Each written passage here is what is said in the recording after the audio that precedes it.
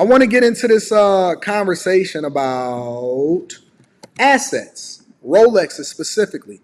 You guys know that I'm an advocate for the big watch game, and I absolutely love buying luxury watches. And so I want to share with you the sentiment of one of the reasons why I look at Rolexes and high-end watches such as Rolexes and Patek Philippe's, and then once you start really getting into the game, even Omegas and Tudors, I look at them as assets and APs. APs is absolutely a great thing also. I also used to have conversations with Kevin Samuels. That was one of the things that we used to talk about on a regular basis. It's funny because I still save the text messages and I still save all of the things that we talked about, specifically about the watch game, because Kev used to actually refer to me and ask me what I thought about a specific watch before he went and purchased it. So I want to share this with you guys to help you understand and not get finessed. And just because you start getting a little bit of money, I don't want you to start looking at watches as a luxury item. I want you to look at it as an opportunity to invest in an asset that's going to appreciate over time. Make sure you get a like for the YouTube algorithm, subscribe to the channel, and turn on your notification. Let's get it popping. Identifying a fake Rolex can be tricky. You know, as a person who has been dealing with these things for years, when it doesn't say Swiss, you know something's wrong. John Buckley is a veteran watch dealer who buys, sells, and repairs used Rolexes. And they're sometimes worth hundreds of thousands of dollars. Just perfectly done. These days, used watches can sell for up to 3 times their retail price. The market is estimated to be worth $20 billion. Depending on the watch that you get, and it's not just getting a Rolex specifically, right? There are other watch brands. There are other specific types of watches and Rolexes. You also need to develop a relationship with your authorized dealer. But depending on the watch that you get, it will always exponentially beat the rate of inflation. Now, what is the rate of inflation? The rate of inflation is the thing that the Biden administration is continuing to raise the rates for because inflation is out of control. It's the cost of living. It's the fact that the fiat dollar, right, is becoming less valuable because it takes more of them in order to buy the things that you want and like every day. So, for example, if you get a raise at your job, right, and let's say they give you a 2%, 3%, 4% raise, annual raise on your job, but the rate of inflation is 6, 7, 8% like it's been over the last 2 to 3 years, thank you, Biden administration, then that means that your dollar actually doesn't go as far as it would have had inflation been 1 to 2%, exactly what it is that they targeting as a smart rate of inflation for the economy, right? Well, I don't know why they don't say 0, but either way, I'm over here in the Dominican Republic, and the rate of exchange, you were going in some of these places and the prices is like $700 for a burger or something like that, right? And it's like, if you start doing a rate of exchange, oh, they talking about their currency. It's only costing us this amount of currency here. I went and bought some stuff from Louis Vuitton, and it actually is costing me 25% cheaper buying it here than it does in the United States of America, right? And if you paying cash, if you paying why do you think that I'm walking around with cash, right? Why do you think I'm walking around with all of this money, huh? If you pay cash, you actually get it at a cheaper price when you're buying luxury goods over here at the Blue Mall, which is here in Santo Domingo, all right? And it's growing fast. It's like everybody started buying watches. Because they're a good way to store money. Between 2011 and 2021, Rolex has outperformed the stock market, real estate, and gold. But even experienced sellers like John have to be careful. For one, there are counterfeits. U.S. Customs showed us how it seizes up to 150,000 fake watches per year. It's funny, I'm looking at comments like Castle Kingside, right? And he said, it's a damn watch, man. That's insane.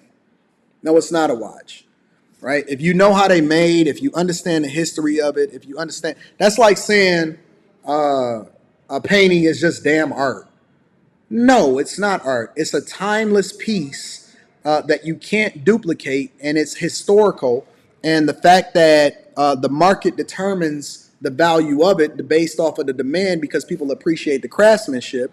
You don't even understand how long it takes to make an individual watch or a Rolex specifically, right? You don't know how much gold is actually in that watch, right? It's not just a watch. It's a timepiece. And the fact that you just identified it as a watch shows me how little you know about it. Listen, a car is not just a car. Do you look at a woman and say, oh, it's just a woman? No, it's different types of women. It's fat women, it's skinny women, it's women that hold you down, it's women that are good mothers. They're not just a watch. This is not just a Timex, right? The movements in that watch, how long it takes for them to be able to test it. A car is not just a car. It's a much different car when you jumping in a Bugatti, which I equate to basically being a Patek Philippe, versus actually getting a house. Is not just a house. You can go and live anywhere. You can go and get a tent and live on the street, right? The goal is for you to be able to safely sleep, just go and move it in a certain type of neighborhood. No, it's not just a watch. All of the things that you buy, there's levels to it. It reminds me of when people say, it doesn't matter what you ride, as long as you take the plane and you get there back and forth. Then how can people sit there whining about Spirit every day and not just taking into consideration, oh, okay, you just jumping on the plane ride, it's just getting you back and forth, right?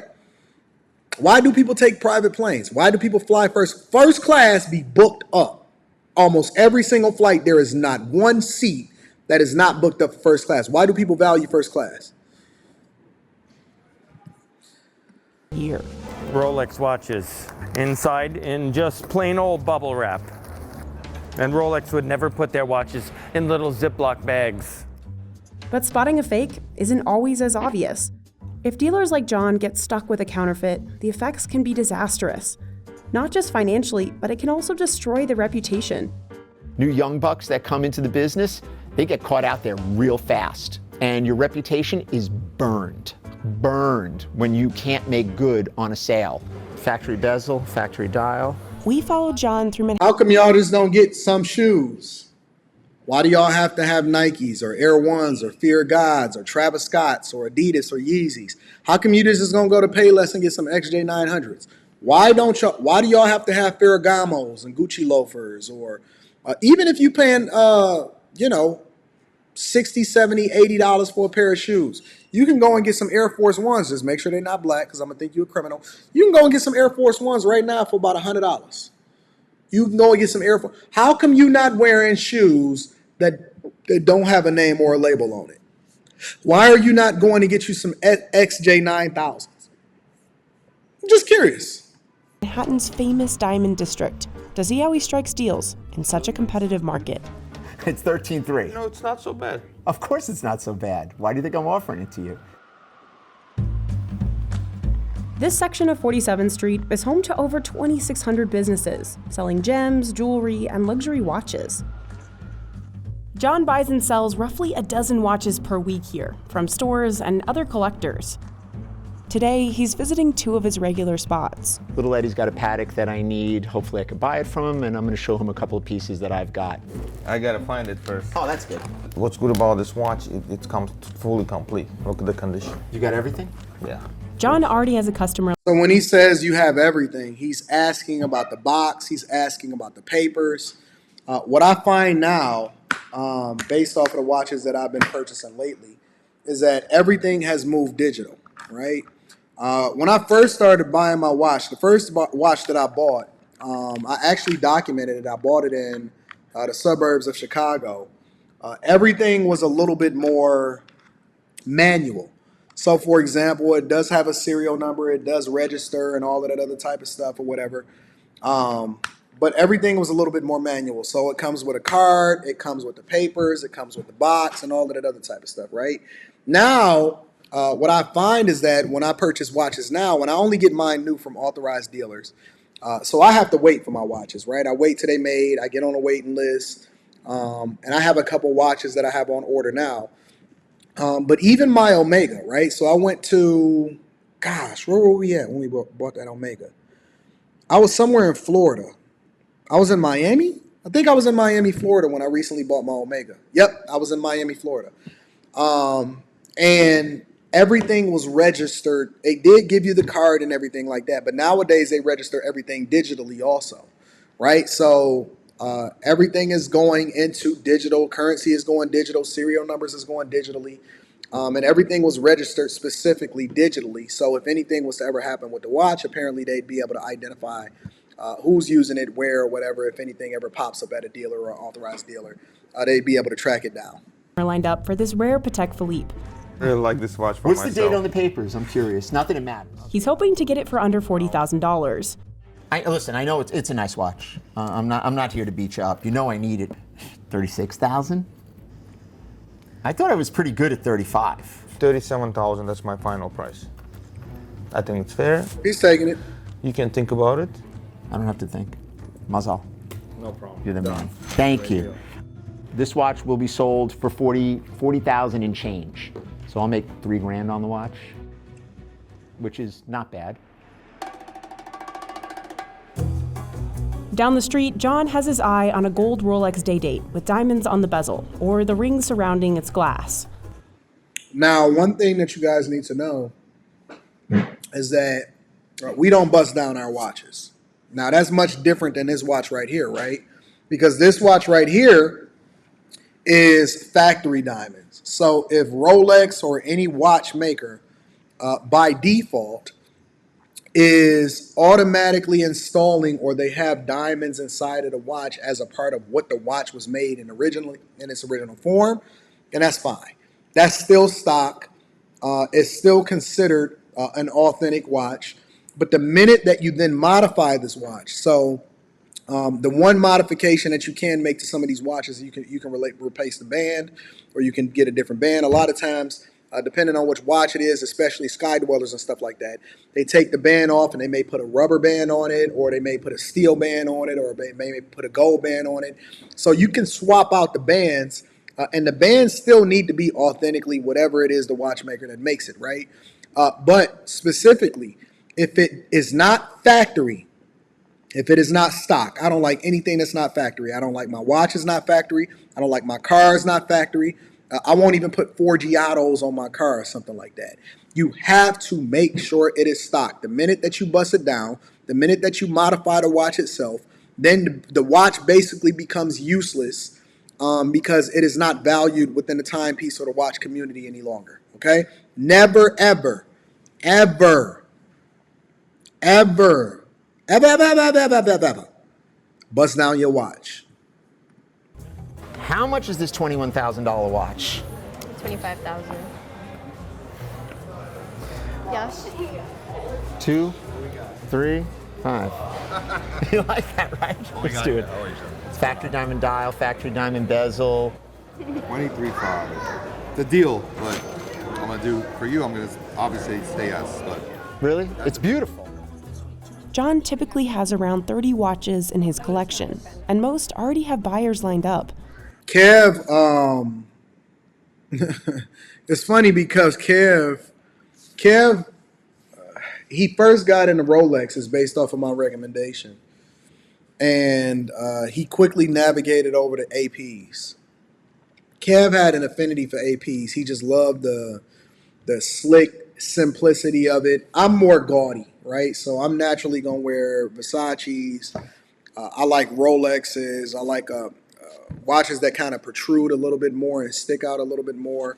Kev liked APs, so he wound up going more towards APs, which is actually around.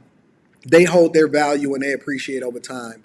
The top 3 watches that hold their value and appreciate over time, based off of my experiences, Rolexes, APs, and Patek Philippe's.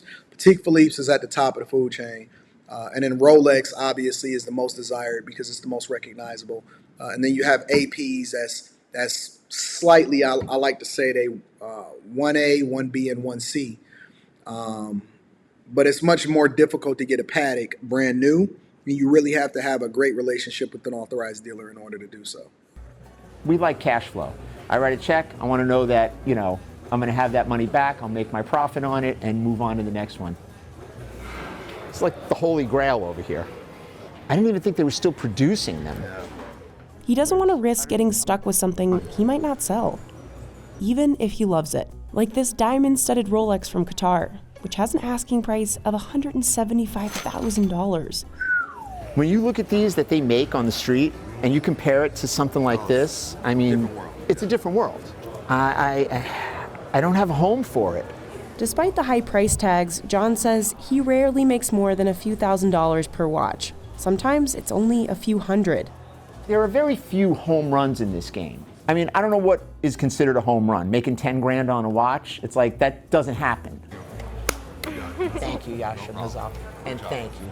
Thank you so much. In fact, he makes even more money selling obscure parts than the actual watches. These are interesting. These are called color change or tropical. And years ago, guys would never keep this stuff. But now, because they're unique, they keep them and they ask for a lot of money for them. These are Daytona dials, which are actually pretty cool. This is just tons of stuff, wallets, Rolex, duffel bags and hats. We have it all. We do. He's hoarded these Rolex parts in his workshop for 25 years. We're here in the lab. This is where I get to practice my guerrilla watchmaking skills. You have to have a very specific part for a very specific watch in order for it to command a very high price. John has seen demand for Rolex parts and watches skyrocket after 2017.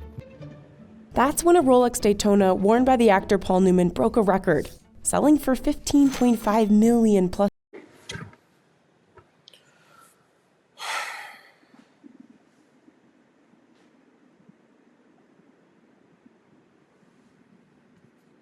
One watchmaker that I don't rock with, and I don't anticipate ever doing so, is Richard Mille. That is I don't understand it. I don't understand obsession with it. The only thing I understand about a Richard Mille is that a lot of basketball players and rappers rap about it. And so when they start talking about the popularity of it, I genuinely shy away from it because I realize that the value of something is not based off of the popularity of it. The value of it is based off of the secondary market for it, right? I've seen a lot of rappers start wearing them stupid red boots everywhere, right? And they start appearing in rap videos and in TikToks and all of that other type of stuff. And I said, okay, stay away from them big red boots that look like Mario Kart or something like that, right? But I don't understand the value for Richard Mille. I don't understand whether it goes up or it goes down. And so I'm going to give you the same advice that I tell everybody else. Never, ever invest in something that you do not understand. Do not buy it. Do not do it just because everybody else is doing it. Before you ever get into it, and I don't care if it's a watch, I don't care if it's real estate, I don't care if it's gold or silver.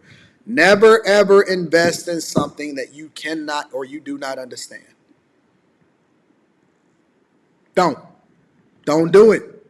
And because I don't understand it, I know that they pay outrageous prices for it, but they pay outrageous prices for a bunch of diamond chains that ain't even worth the metal that it's on, right? So I never look at, them Astro Boy brutes. I never look at a rapper and say, oh man, I gotta have that. I'm always trying to understand the value of it and whether or not it's beating the rate of inflation. And that's how I determine whether or not I'm investing in it and I'm gonna buy it. Because contrary to popular belief, part of your net worth also includes jewelry. And so because I like nice watches and timepieces, I get to wear it around. I have history as it relates to it. Most of my watches come from life events in which I want to make sure that I commemorate that life event. And so it's meaningful to me. I plan on having it in my family forever. And so it also adds to my net worth. And every single watch that I purchased, maybe outside of the Omega, I just know that retains its value. Every other watch that I've purchased is worth more than what I bought it for. New. Plus fees.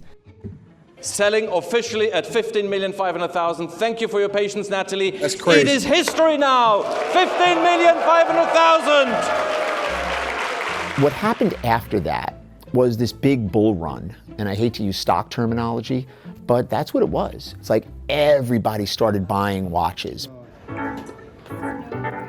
In 2021, Rolex retail sales were estimated to be higher than the next 5 brands combined. Here's the kicker though. When I bought my first Submariner, and I paid cash for it, and I actually, of course, you guys know, already documented it, and Rita was with me, and she the one that pushed me to get it, right? when I bought my first Submariner, it had to be 6, 7 years ago or some crap like that. I've been getting money for a long time out here in these streets. When I bought my first Submariner, I bought it walking into the store. I didn't have to get on no waiting list. It did not take me a long time to do so. Any of that, right? Now it takes you, depending on how good of a relationship that you have with your authorized dealer, it can take you, if you get in a professional watch like a Hulk, a Pepsi, Submariner, anything like that, it could take you anywhere from a year and a half, 2 years, all the way up to 4 years to get your hands on one, depending on the relationship that you have with your authorized dealer. I don't know what the heck happened. I'm still trying to figure it out. What my authorized dealers tell me is that the market overseas exploded just as much as it did in the United States of America.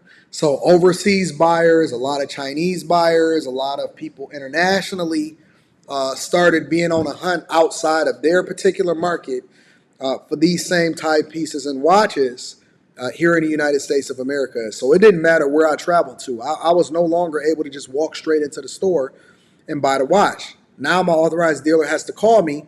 And it's funny because I actually was in Vegas. One of the people that was in Vegas with me was my authorized dealer.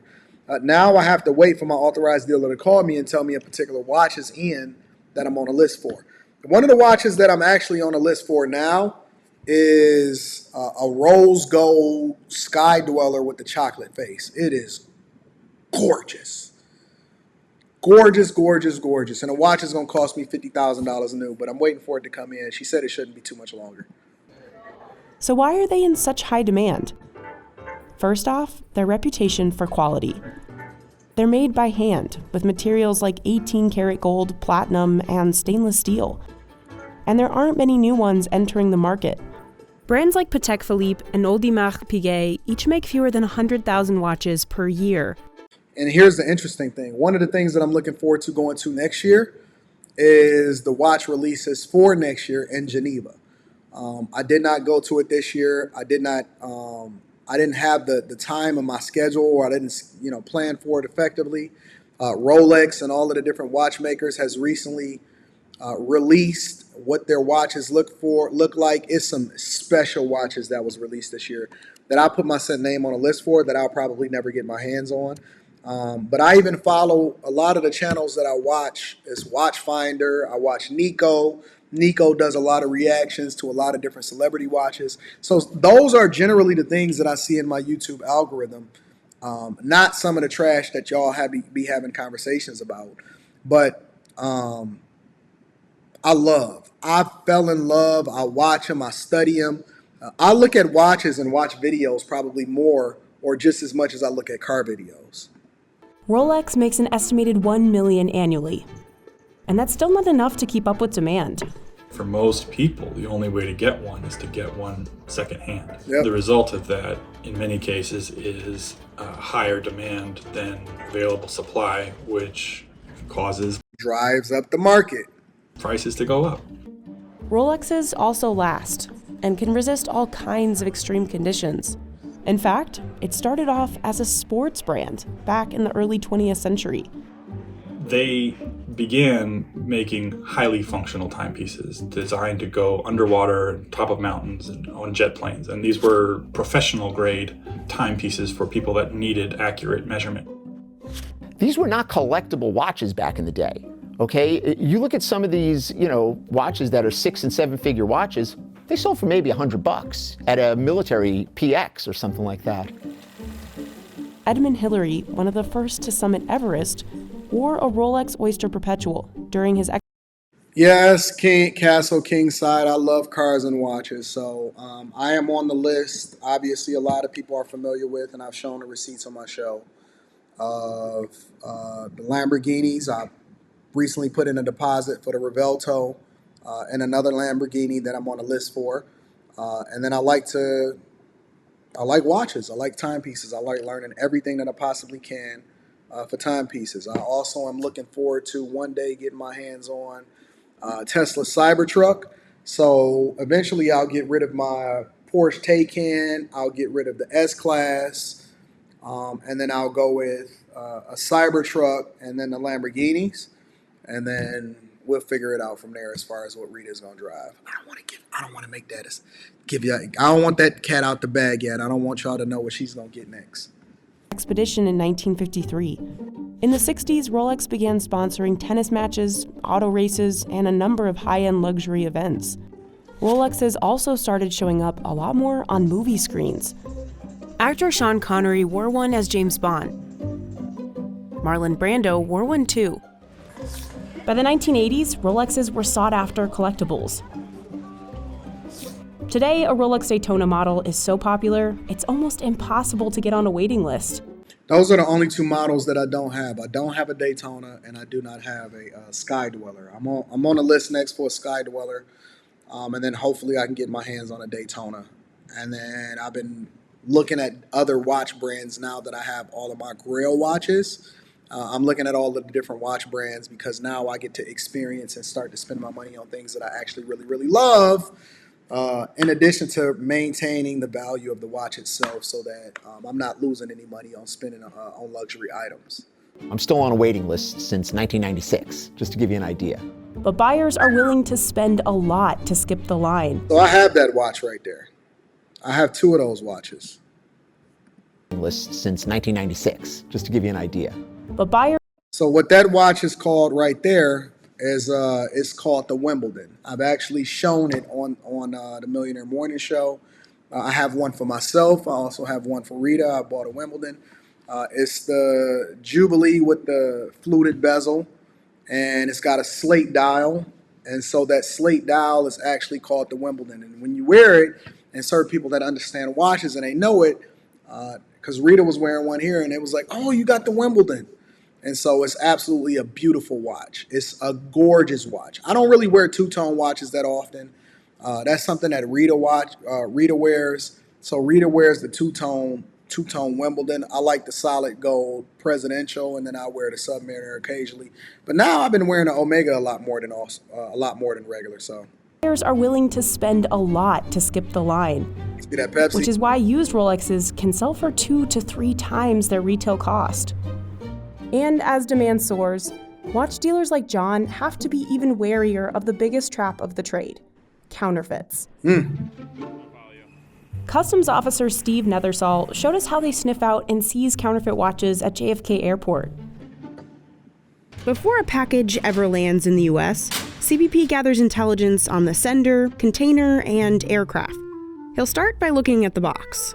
Well, I'm looking because I don't have my glasses on, so I'm cheating. The first, when it comes in, is the country of origin. Louis Vuitton, they're coming from France. The watch is coming from Switzerland. When it's coming from China, bing, that's your #1 red flag. Rolex would never put their watches in little Ziploc bags. They don't put these inside it, the silica gel. Rolex does not send to individuals in the United States. They only send to their retail stores. They only send to authorized dealers. When you see that big logo, that Rolex logo, even when you fly into Las Vegas, the Rolex logo does not mean that it's a Rolex store. It means that that's an authorized Rolex dealer. Rolex does not have Rolex stores. They only have Rolex dealers, right? Authorized dealers. So if anybody tells you that, yo, I got my watch from a Rolex store, maybe they need to add a little bit more context, or they capping. More than 90% of all the goods that we receive that are counterfeit are from China. You know, sometimes by the naked eye you can't tell, but sometimes it's that bad you can. But you look and you can see the scratches and how it's not machined properly to a nice finish. So when Steve finds a counterfeit good, he seizes it. Then he figures out the item's MSRP, using the brand's website and CBP's internal database. This one here would be about $11,000. That's the MSRP, what the manufacturer would be losing had this been genuine. These are generally on the internet for about $200. You know, one thing that I can't stand is counterfeits. I don't like counterfeit people.